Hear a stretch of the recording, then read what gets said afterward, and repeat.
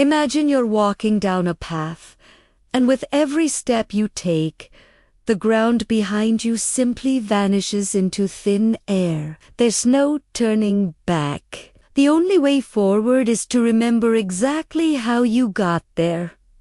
Sounds like a nightmare, right? Well, for a group of explorers in a forgotten corner of the world, this became their reality. Today, we're diving into the story of the Vanishing Road, a legend that tests the very limits of human memory and will. Our story begins with 4 adventurers.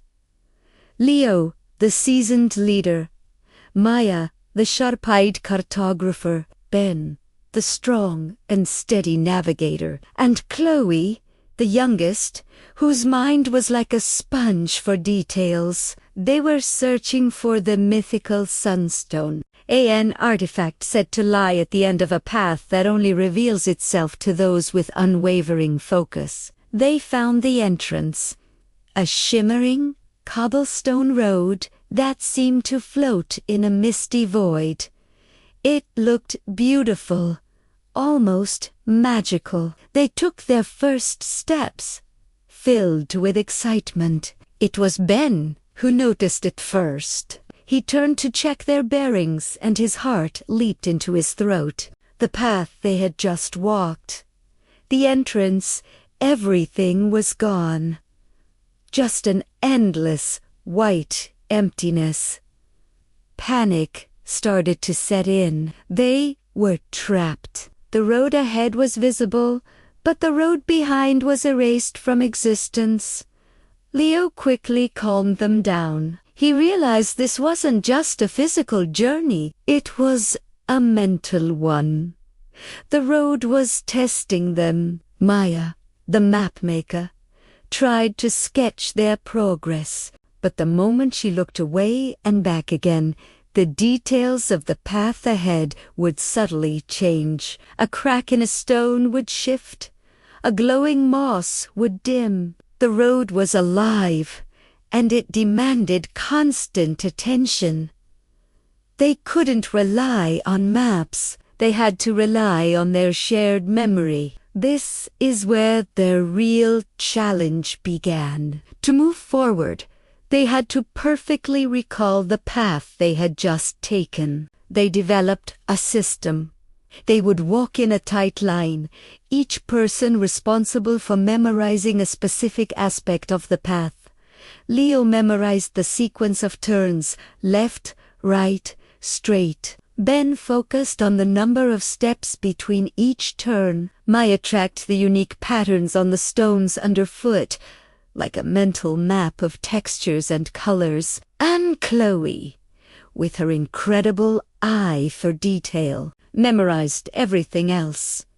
The color of the glowing fungi, the sound of their footsteps echoing, the feel of the air. After walking a stretch, they would stop. Before taking another step into the unknown, they had to mentally reconstruct the section they just left behind. Leo would call out the turns. Ben would add the step counts.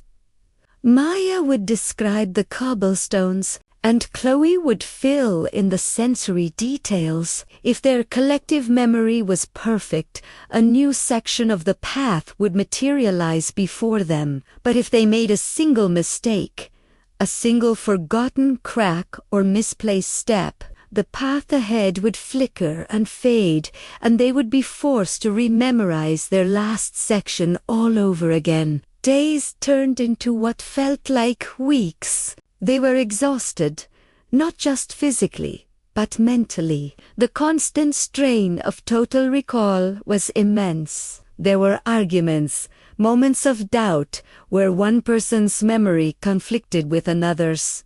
They had to learn to trust each other completely. One time, Ben was sure a turn was to the right, but Chloe insisted she remembered the air feeling slightly warmer on the left. They debated, tension rising, but ultimately decided to trust Chloe's subtle sensory memory. The path appeared. They learned that every detail, no matter how small, was crucial. Their survival depended not just on remembering, but on remembering together.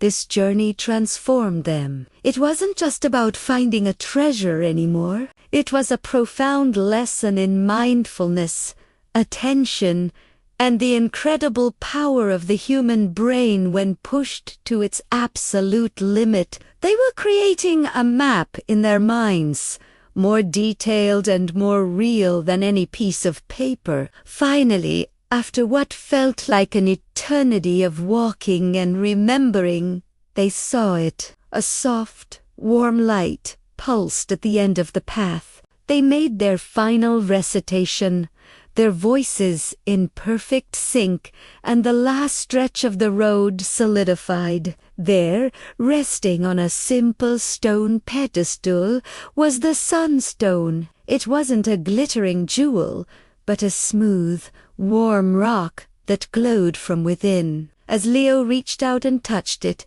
the vanishing road behind them reappeared, solid and permanent. Their ordeal was over. They returned not just with a mythical artifact, but with a newfound understanding of themselves and their own minds. The story of the vanishing road reminds us that our most powerful tool is often the one we take for granted.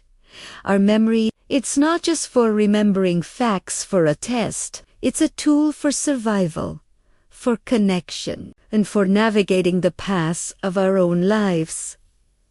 What invisible roads are you walking on every day? Thanks for watching. If you enjoyed this journey into the mind, don't forget to like and subscribe for more stories that challenge our perception of reality. See you next time.